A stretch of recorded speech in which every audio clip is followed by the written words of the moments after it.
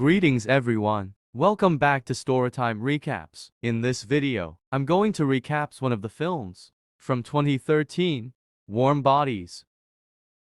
Before we start, I hope your day be filled with sunshine and smile. Enjoy the story.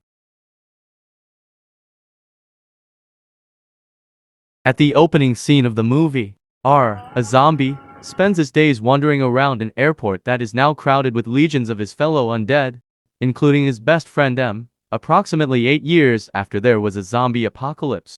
These days, our home is an abandoned airport full of other zombies just like him, and he can hardly even remember his own name or even why they became zombies. They don't feel pain or feelings. Sometimes they stand at the airport bar together. Art and M are able to communicate in a basic way by using occasional near words, grunts, and moans. The human world and the zombie world are separated by a wall, and the zombies occasionally have to cross it to get necessities. Julie, the commander's daughter in the human sector.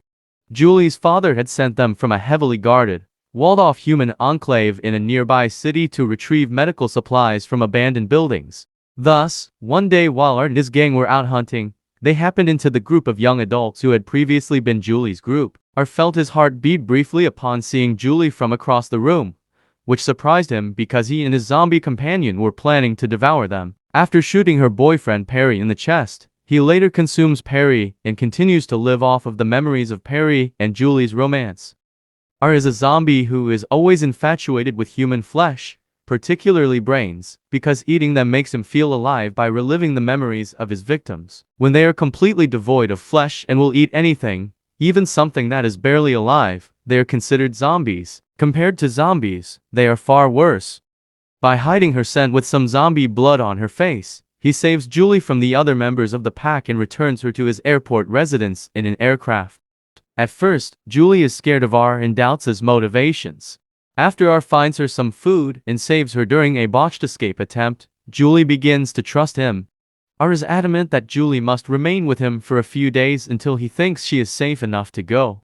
R gradually starts to come to life as the two become closer, passing the time by playing games and listening to LP records. R's heart continues to start beating, and he's able to communicate more. After a few days, Julie becomes restless and tries to go home, only to draw hordes of zombies, so R has to come save her. Following his successful repulsion of a swarm of zombies, R decides it's time to bring M back to the human enclave. M is perplexed by R's actions, but when they're wandering all the way back to the walled-off enclave, Julie decides to leave R and head back home by herself after he confesses to her that he killed Perry while they are traveling. Heartbroken, R starts to head back to the airport. Then he notices that M and the other zombies are starting to exhibit lifelike qualities, which makes them all targets for the bony skeletal zombies who have lost all human characteristics and are now flesh-eating machines that attack anything that beats. R slips through the wall into the human enclave after leading a group there with M. Julie was surprised to see R inside their wall. He meets Julie's friend Nora there, and he told them that they can turn back into humans again. Julie is worried about R's safety because her father won't trust them. Julie and Nora change R's appearance so that he looks like a human. The three of them try to inform Colonel Grigio, Julie's father and the head of the survivors, when R discloses that the other corpses have also been reviving. Colonel Grigio threatens to kill R because he doesn't think corpses can change, and he only backs down when Nora pulls a gun on him. After fleeing to a baseball stadium where R's group is waiting, Julie and R discover that a mob of bonies is attacking them. While humans want to kill the zombies, they see the zombies and the midges fighting each other. The humans know that the zombies have helped them in the war and tell that they have changed.